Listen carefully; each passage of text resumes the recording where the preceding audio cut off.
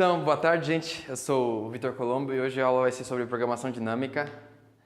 Quem daqui já ouviu alguma coisa falar sobre programação dinâmica? Quem tentou e falhou miseravelmente em aprender programação dinâmica sozinho? É uma coisa bem normal. É um tópico que eu mesmo tive muita dificuldade quando eu estava começando na programação competitiva. Mas tentar desmistificar alguma das coisas aí que me deixaram com dificuldade no começo. Tá bom? Então vamos lá. Programação dinâmica é tudo sobre recursão. Então você precisa ter uma base muito forte em recursão para começar com programação dinâmica. Então vamos começar com um problema mais recursivo que você pode pensar, que é o quê? A sequência de Fibonacci, certo? Então a gente tem a sequência de Fibonacci. Todo mundo sabe a sequência de Fibonacci, certo? É um F0 igual a 1, F1 é igual a 1 e Fn é igual a F de n menos 1 mais F de n menos 2 para n maior ou igual a 2. Todo mundo familiarizado com a sequência de Fibonacci? Tá. O código dela é muito fácil. Né? Esse código aqui você aprende em Mach 122, a primeira matéria de algoritmo que você tem na faculdade, a primeira coisa que você aprende. Vamos escrever ela aqui.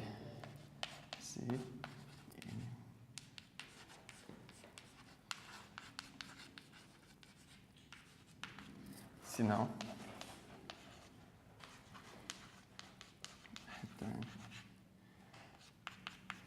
pergunta que eu faço para vocês. Esse programa é eficiente? Por quê? Não, antes da gente saber o que é memorizar. Vai lá. Todo mundo está familiarizado com a notação assintótica de algoritmos? Alguém já viu em algum livro aquele negócio Ozão N, Ozão N2? Isso aqui é a notação assintótica. Eu quero saber o quão ruim meu programa é baseado na entrada. Ou quão bom, né? Então, vamos lá. Pensa que eu tenho vários tipos de programa. N, isso aqui é o número de operações. Pensa que eu tenho um programa assim. E outro programa assim. Qual deles é pior assintoticamente? Então, eles são assintoticamente equivalentes. Por quê? Vamos lá. Isso aqui é, digamos, uma reta. 5n. Para cada n que eu adiciono, 5 novas operações são feitas. Beleza? E 2n. Cada n que eu adiciono são 2 operações feitas. De fato, esse programa aqui é melhor que esse, mas a gente está olhando só assintoticamente. O que a gente está interessado? A gente está interessado como a variação na entrada é sensível ao nosso número de operações. Então, nesse caso, a gente diz que ambos esses algoritmos são lineares com a entrada. Tá? Então, a gente quer definir o quão bom ou quão ruim esse programa é baseado na nossa entrada. Nossa entrada é o quê? É Sn. Então, a gente quer escrever isso. Será que isso aqui é na ordem linear? Polinomial? Exponencial? Fatorial? Então, a gente precisa ver o quão ruim é isso aí. Porque é muito inocente, essas duas linhas de código. Mas elas são muito, muito ruins. Mesmo. Então, vamos lá. Minha função se chama fib, né? Só para dar um outro exemplo. Isso aqui é pior que isso e isso. Porque isso aqui, sei lá, é um formato de uma parábola. Beleza? Então vamos lá. O quão ruim é esse código? Vamos primeiro brincar com alguns números. Vai. Fibonacci de 6. Vamos calcular. Fibonacci de 6 depende de Fibonacci de 5. Que depende... Aí, lembra, isso aqui é uma chamada recursiva. Então, eu vou parar e vou chamar novamente. Fibonacci de 5 depende de Fibonacci de 4. 4 depende de 3. 3 depende de 2. 2 depende de 1. Parou. Terminei. Aqui não desce mais na minha árvore de recursão. Todo mundo está familiarizado com esses conceitos recursivos? Voltei. Isso aqui eu já evaluei. Agora eu vou evaluar isso aqui. Certo? Aqui. 2. Opa! Caímos aqui. 3. Opa! Caímos aqui. 5. 4. Eita! Tudo isso aqui, eu vou repetir aqui. Certo? 4. Eita, tudo que eu repeti aqui, eu vou repetir aqui também. Então, vocês têm que notar uma coisa. A gente não tinha gastado o poder computacional para calcular esse ramo aqui? E olha quantas vezes ele aparece, novamente. Isso indica, se a gente sabe uma resposta desse ramo, a gente precisaria continuar descendo nesse? Se a gente soubesse uma resposta para esse ramo, a gente precisaria continuar descendo nesse? Então essa é a tal da programação dinâmica. A gente vai marcar esses ramos como calculados, de forma que quando a gente chegar novamente deles, a gente não precisa gastar poder computacional de novo. Olhando para essa cara aqui, qual é o formato da curva assintótica que isso aqui vai ter? Se eu colocasse 7, o quão pior isso aqui ia ficar? Bom, eu ia repetir uma vez o 6, o 5 ia aparecer quantas vezes aqui embaixo? E o 2? Intuitivamente o 2 vai aparecer uma porrada de vezes, né? Beleza. Alguém consegue... Concorda que cada uma dessas folhas aqui vai contribuir com uma unidade na minha resposta? Concorda que cada folha dessa é uma condição de parada da minha recursão? Se alguém não entender recursão, precisar que eu dê uma revisada, é só falar, tá? Concorda que cada folha desse cálculo vai adicionar uma unidade na minha resposta? Então concorda que meu programa é tão ruim quanto o número de Fibonacci? O número de processamentos? Concorda que o número de Fibonacci não é você somar um para cada ponto que a gente tem aqui? Então, pelo menos, é tão ruim quanto o número de Fibonacci. Todo mundo entende esse raciocínio? O quão ruim é o número de Fibonacci? Ele cresce em que grandeza? Que ordem? Alguém sabe? Ele cresce... Fibonacci de n é alguma coisa na ordem do número de ouro elevado a n. Então, é exponencial. Esse seria o primeiro jeito de matar que nosso código é ruim. É só você olhar para o número de folhas. Cada folha contribui com uma unidade. O número de folhas é pelo menos o limite inferior para o número de processamentos que eu realizo aqui. Você concorda comigo? Então, pelo menos, isso aqui é φ de n. Já é ruim. Tem um outro jeito um pouquinho mais elegante de fazer isso aí, que sem mais, digamos assim... que sai, aparece o número, não é que eu chutei aí, e a gente está supondo que a gente sabe que o Fibonacci é na ordem de φ de n, né? Mas dá para fazer uma coisa mais interessante. A gente não sabe que Fn é igual a f de n menos 1 mais f de n menos 2? Eu vou definir um outro número, Fibonacci de n', que é 2 vezes f de n menos 2. Beleza. O que vocês podem dizer em relação a Fn e F'N? Quem é maior? Fn. Concorda? Porque é estritamente crescente. Isso aí não é difícil de mostrar. Se somando um positivos, isso aqui é verdade. Beleza. Quantos passos eu vou demorar até chegar na minha base? F de 1, F de 0. Quantos passos? Hã? F'. Desculpa, aqui é a F', tá? Quantos passos? Hã?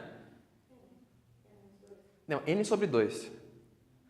Porque eu estou extraindo 2 a cada passo. Concorda comigo? Então eu vou demorar isso aqui n sobre 2 passos. Beleza? Isso seria verdade se eu falasse n menos 1. Aí de fato demoraria n passos para isso. Mas eu vou te falar porque isso aqui é ruim. Pensar nisso aqui porque eu usei o menos 2, não é à toa. N menos 2. Então, o que a gente pode falar sobre F'N?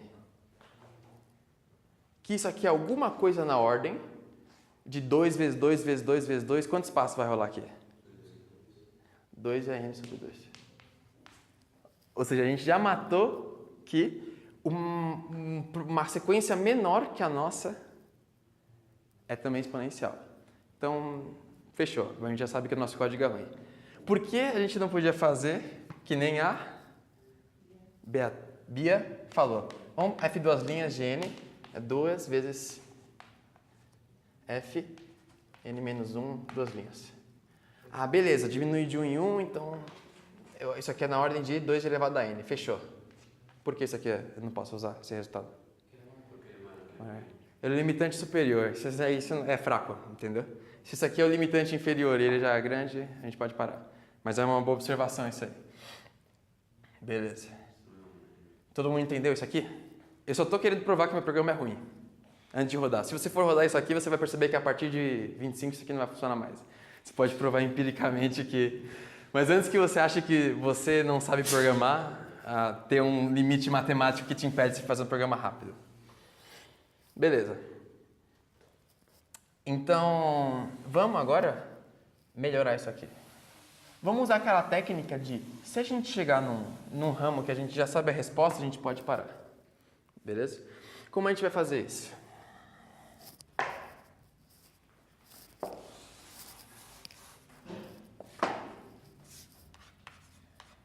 Vamos fazer um vetor de memorização.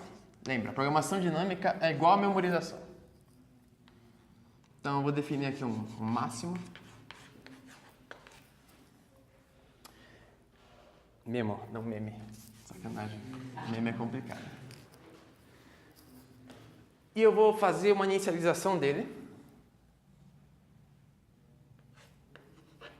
Todo mundo com menos 1. Vai. Isso aqui é um 6. Vai. Todo mundo começa com menos 1. A menos 1 é a nossa flag que a gente não sabe a resposta para aquele ponto. Beleza? Então vamos lá. O que a gente vai fazer aqui? Se memo de n for igual a menos 1, ou seja, se a gente não souber a resposta, a gente vai calcular. Vamos fazer isso depois. Na verdade, a gente nem vai precisar disso aqui. A gente vai fazer alguma coisa aqui. E depois da gente calcular, ou se cair no senão, a gente já pode retornar a resposta que a gente sabe.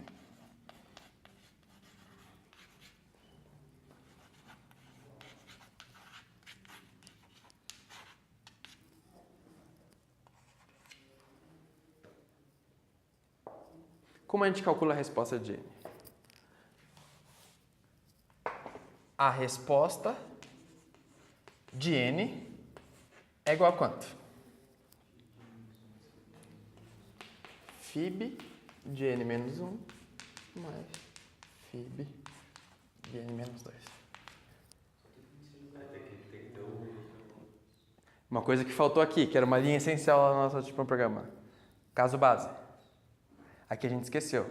Mas eu fiz de propósito, porque agora a gente vai querer escrever o nosso caso base no nosso vetor de memorização. Então, o que a gente vai escrever? Memo de 0 é igual a memo de 1 igual. Então, como é que vai rolar esse código aqui? Como é que vai acontecer? Vamos lá. Fib de 5. Eu tenho Fib... vou começar com um valor pequeno, vai. Fib de 3. Tem o valor de 3? Não, vai estar como menos 1, vou entrar aqui. Eu vou colocar esse resultado nessa variável. Mas antes disso, tem que chamar recursivamente isso aqui.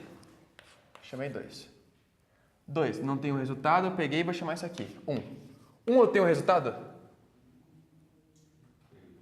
Tem, porque eu inicializei na raça. Então eu vou retornar mesmo. Então matou. Aqui.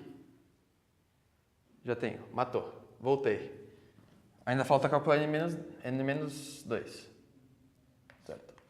1, matei. Aqui não mostrou a memorização, né? Porque isso aqui era caso base, isso aqui era caso base, isso aqui era caso base.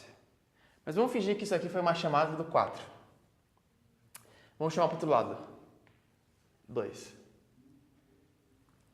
Memo de 2 vai ser menos 1? Não. Então parou. Alguém consegue me falar qual a complexidade desse código? Linear. Linear porque eu só vou executar isso aqui uma vez. Eu vou olhar mais de uma vez para eles, mas eu não vou continuar, então esse não é o problema. Então, simples assim, nosso código foi de algo na ordem de phi de n para uma coisa na ordem de O de n. Com memorização. Ah, mas isso aí é um exemplo estúpido, porque se você fizesse um for, daria na mesma, né? Um for, não, vamos calculando aos poucos, né? Daria na mesma. Mas o próximo exemplo aí vai ser um pouco mais difícil de fazer com um for. Mas eu quero que vocês entendam isso aqui. A ideia é de que você tem a seguinte estrutura. Isso aqui é muito importante. É cíclica essa estrutura que a gente tem da árvore de Fibonacci? É cíclico. Existe um f de i que depende de f de j, e f de j depende de i, f de i? Não. Então concorda que eu posso jogar a peteca para frente, né? Você termina de calcular.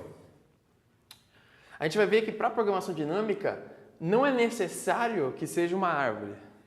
É mais interessante que não seja uma árvore. Aí que vem os exemplos mais interessantes. Então poderia ter alguma coisa do tipo. Para calcular 1 depende de 0 e para calcular 2 depende de 0. Tudo bem, desde que não tenha ciclo. São os pré-requisitos. E mais uma coisa que é importante é a resposta de 0 depende se eu fui chamado de um... Depende de onde eu fui chamado? Depende do caminho na minha árvore? A resposta? Não. Isso é importante. Esses são os 3 pré-requisitos. Você não pode ser cíclico, não pode ser cíclico. Meu problema com o que eu quero modelar com programação dinâmica. Eu tenho que ter independência entre as respostas. A resposta de A não interfere na resposta de B. Por isso que problemas do tipo, eu quero saber se eu consigo dar um ciclo passando por todos os vértices. Não é uma programação dinâmica. Porque concorda que o processo de decisão de acessar um nó depende dos que eu peguei anteriormente? Então, uma resposta não independe do meu caminho. Então, eu não posso aplicar a programação dinâmica. Então, aí você desconfia que o problema é uma NP aí, né? Como é, de fato. Esse aqui que eu acabei de falar. Então, beleza. Então, phi de n virou O de n. Legal. Spoilers. Dá para você calcular isso aqui em log. Log em n. O que é muito legal. Com programação dinâmica também, mas com um pouco de álgebra linear para te ajudar. Detalhe 2. Se você rodar esse código aqui, até O de n você poderia rodar até 1 milhão, né? Você vai ter a resposta errada. Se você rodar até 1 milhão. Por quê? Porque não cabe no inteiro. 32 bits. Isso aqui é exponencial, né? Se eu colocar 1 milhão aqui em cima, não há tipo de dado que aguente isso aqui, né? Então, quando você se depara com algum tipo de problema que pede para você calcular Fibonacci e tudo mais, normalmente ele vai pedir para você pegar o resto da divisão por um número. Que é o jeito mais próximo que a gente tem de testar se você está fazendo certo, sem calcular o número de fato. Então, provavelmente, para esse código ficar bonitinho, para você testar, mostrar para sua mãe, olha mãe, consigo calcular Fibonacci até 1 milhão, você pode fazer isso aqui no módulo 1', sei lá, 10 a 9 mais 7. E aí você vai ter um resultado 7. Mas que número é? Sei lá, 10 a 9 mais 7 vezes t mais 7. Essa vai ser a resposta. Mas isso aqui é bom o suficiente para muitos problemas que a gente vai enfrentar. Beleza? Próximo problema. Beleza mesmo? Eu vou passar, hein?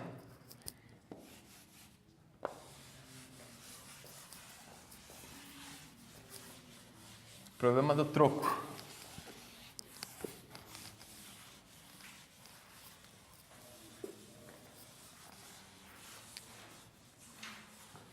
Esses são dois problemas clássicos. Vou passar o problema do troco e o problema da mochila. Esses são os problemas clássicos. Acho que 70% dos problemas de programação dinâmica são reduzidos a esses dois, de alguma forma, cor ou textura. Aí. Vamos lá. O problema do troco é o seguinte. Eu vou te dar um valor V, um conjunto de N moedas. Vou chamar esse conjunto de SN. Que são valores.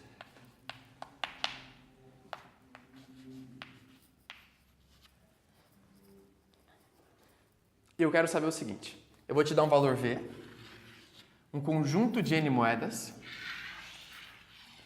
e eu quero saber qual o mínimo de moedas que eu preciso usar dessas para trocar V. Exemplo. V igual a 50 e S, vou te dar duas moedas, que vai ser 5 e 10. 5 moedas, certo? Se a gente colocar 7 aqui, 7 vezes 5, 35, aí completa com 5, né? Dão 8 moedas. Todo mundo entendeu o problema? Eu posso usar quantas moedas eu quiser. Aqui, eu quero usar... Se eu quero minimizar o número de moedas utilizadas, eu quero usar o maior de 7 possível. 7 vezes 5 é 35, né? Corrija se eu estiver errado. Mais 3 vezes 5, dá 50. 5 moedas mais 3 moedas, 8 moedas. E esse é o mínimo. É 10 moedas, não? São 10 moedas? Ah, não. São 8 moedas.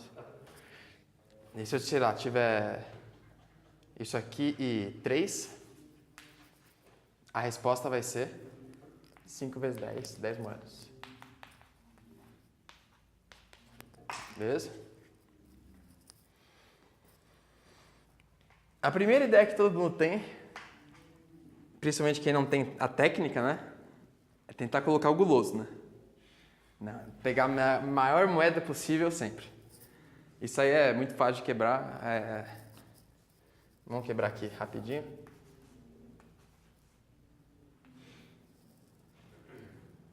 $49. Aqui, aqui. Um abraço. Só o algoritmo de pegar o maior. Põe para o saco. Aí começam os... Ah, não, isso é uma exceção. Então eu vou fazer o seguinte. Eu vou começar a pegar o máximo que eu puder da direita, aí eu vou voltar e vou pegar o máximo que eu puder da esquerda, e aí eu faço a maior salada, tudo, e dá errado, e vai dar errado, né? Porque esse problema aqui é um problema de decisão. O problema de decisão a gente precisa aplicar a programação dinâmica aí para resolver. E o legal da programação dinâmica é, se você for inteligente o suficiente para montar a recursão, a priori você não tem que pensar mais nada. Acabou. Então vamos ver se a gente consegue montar um inteligente. Todo mundo entendeu o problema? Vou montar uma recursão para esse problema. Tá? Agora, quais são os estados pertinentes para descrever esse problema? Se eu estou num ponto do meu programa, o que é interessante eu saber? Vamos lá, isso é importante. Quantas moedas você já tem? Quantas moedas você já tem? Isso seria um raciocínio, mas isso é a nossa resposta. A gente quer encontrar... É quanto você tem. Quanto você tem de valor.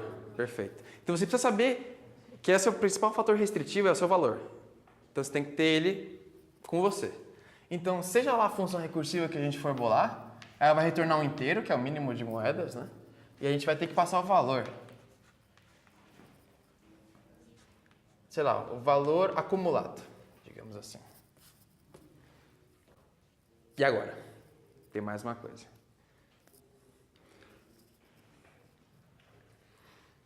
Tem mais uma coisa, que eu acho que é o passo mais difícil aqui. A ordem das moedas importa? Não? Todo mundo concorda com isso? Se eu te falar que essa seguinte eniupla resolve o problema. A20. Concorda que Essa tupla também resolve? Então vamos fixar uma ordem. Essa. Beleza. Fixamos uma ordem. No que isso ajuda a gente? Só pode olhar mais para frente. Perfeito. Então o que a gente vai falar? A gente vai falar assim, ó. Eu só tô afim das moedas daqui para frente. Porque a ordem não importa. Então, se existisse alguma decisão ótima aqui, eu já tomei. Então, eu vou querer fazer algum raciocínio desse tipo. Então, eu vou marcar em que moeda eu tô. IDX, o índice da moeda que eu tô olhando. Eu chamei de F por pura preguiça.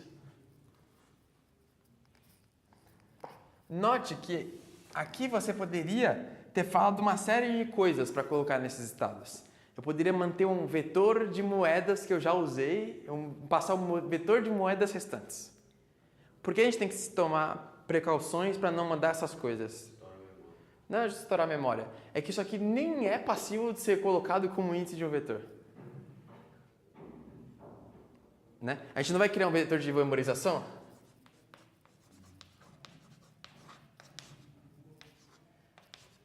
Seria interessante a gente colocar como índice um vetor? É possível, a gente consegue fazer mapas, etc., mas não é conveniente para a gente, né? Então, o interessante é a gente escolher parâmetros inteiros. Essa é a ideia. Inteiros, parâmetros inteiros. Você não vai querer passar um double aqui, o double vai te dar problemas. Certo? Vamos lá. Vamos pensar no memo depois. Mas vai ser alguma coisa desse tipo. Sei lá, int memo. Eu posso trocar a ordem aqui? Eu prefiro. Em que moeda eu estou?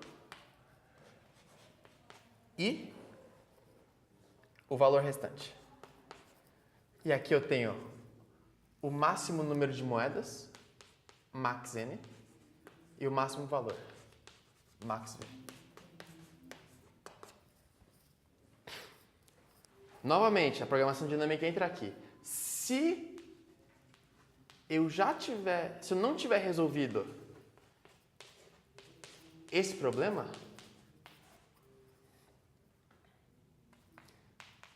eu vou resolvê-lo. Caso contrário, acabou.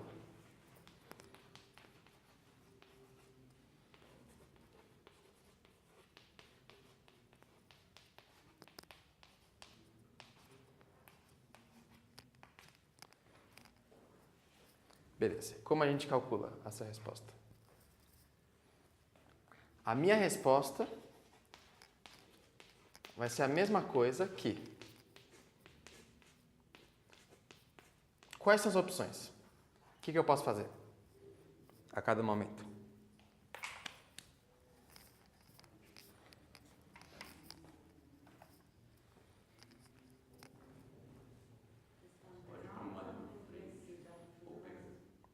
Então, você pode realmente testar parada, né? Vamos parar aqui, mas tem um passo. A gente pode deixar essa verificação para o final, se deu certo a nossa escolha de moedas. A gente não precisa se preocupar com isso agora. A gente pode pegar uma moeda, certo? E a moeda mais inteligente para a gente pegar é a moeda que a gente está olhando agora. Você vai ver por quê. Então, o mínimo entre 1 mais, peguei uma moeda, incrementei minha resposta em 1, F de val, certo? Menos...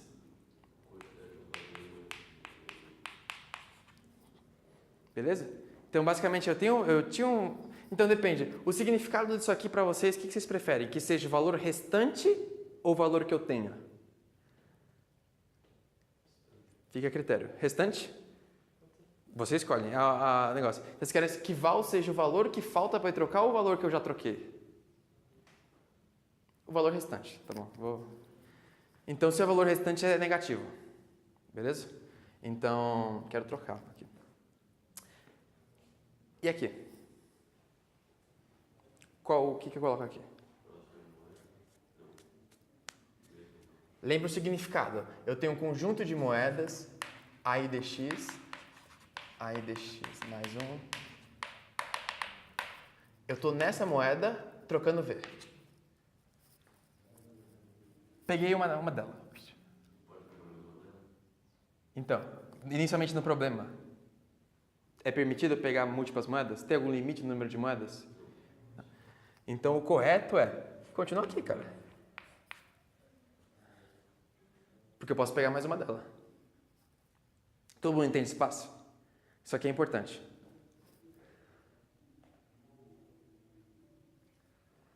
E o quê?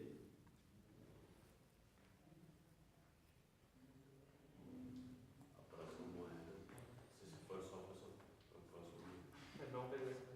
Não pegar essa moeda. Que é o quê? F de? Perfeito.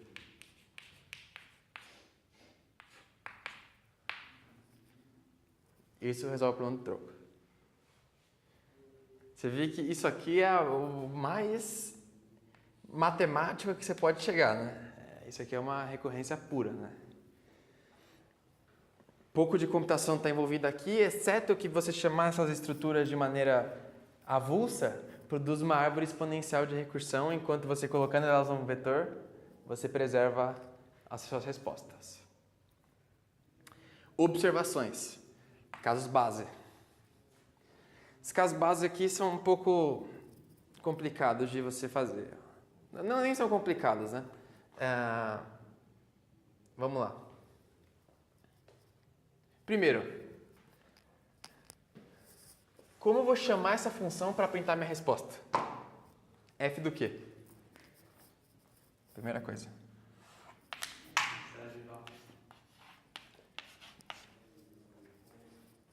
Pronto. Essa aqui vai ser a minha resposta. Qual vai ser o caso base? Quando o quê?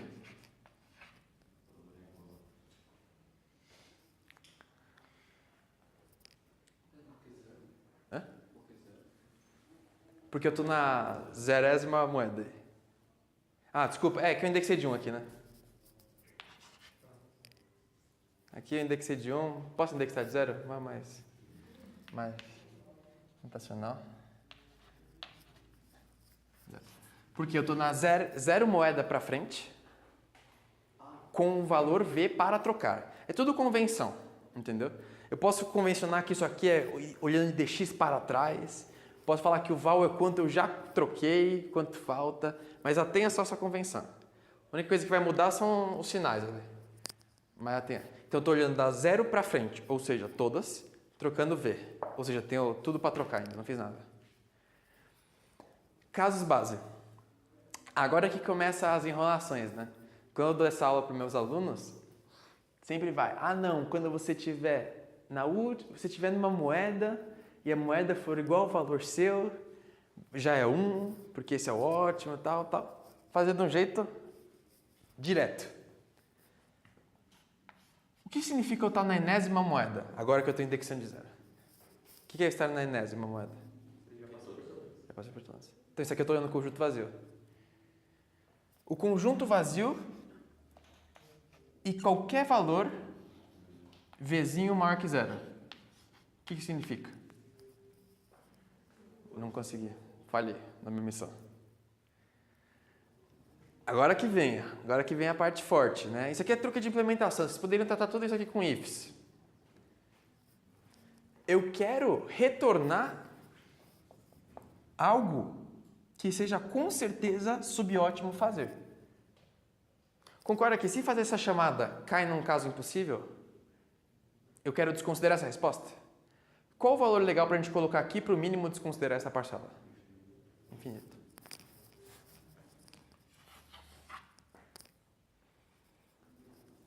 Porque isso aqui vai ser desconsiderado naturalmente.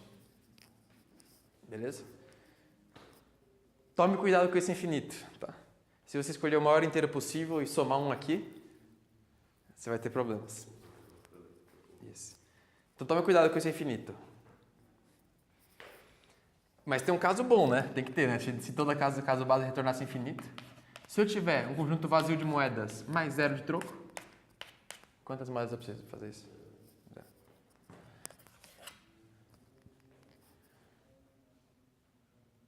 E de brinde, tiramos um resultado. Se não existe um jeito, o que essa função vai retornar? Infinito. Vai retornar infinito aqui. Se você escolher bem esse infinito, vai retornar infinito. Vai retornar infinito. Então, não só minimizamos o problema, mas também encontramos que tem solução, não. Que bom, né? Senão, se não desse um resultado lá, quando fosse impossível, tudo bem. Todo mundo entendeu? Tem uma coisa ainda que vocês não perceberam, que causa problemas também, que é essa chamada aqui, né?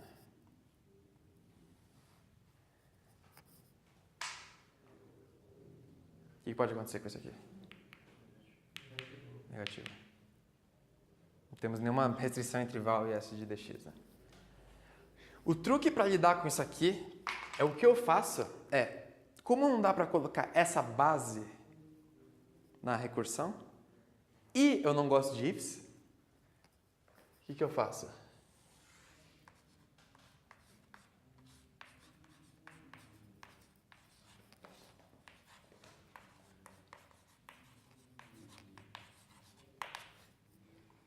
Colocar na própria chamada.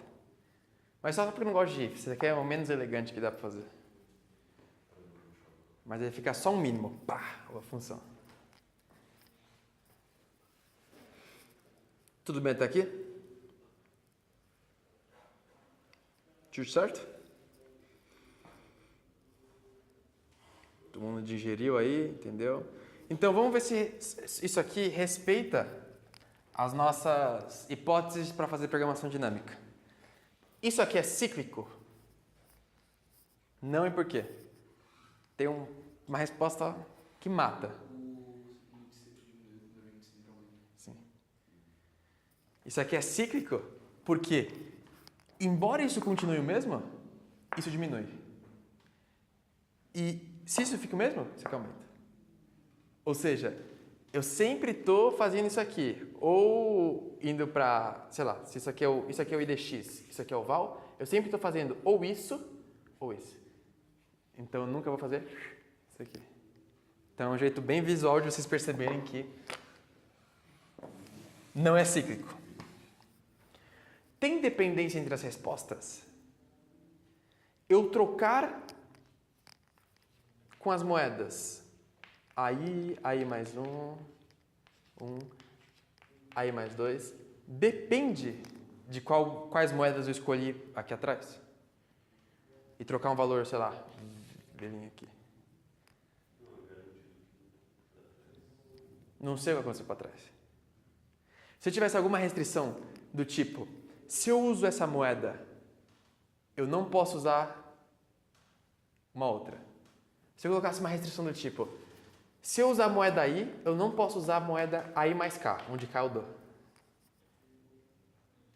Concorda que isso aí ia tirar o não depende do que eu fiz antes. Tudo bem que dá para tratar esse caso aqui.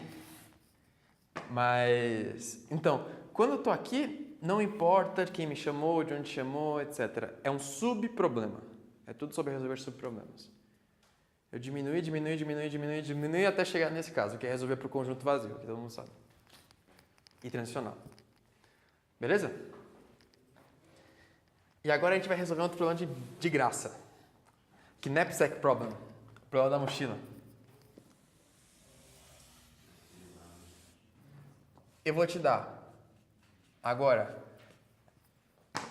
N itens com peso. Antes de a gente fazer essa análise. Complexidade isso aqui. Complexidade assintótica.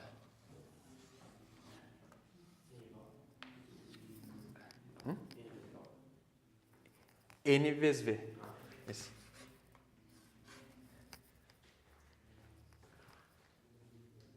Concorda comigo que isso aqui é uma matriz que está cheia de menos 1, certo? Cada resposta que a gente encontra, concorda que a gente preenche um quadradinho? No pior das hipóteses, a gente precisa preencher todos. Então, o equivalente é passar por uma matriz. Então, passar por uma matriz N por V é N vezes V.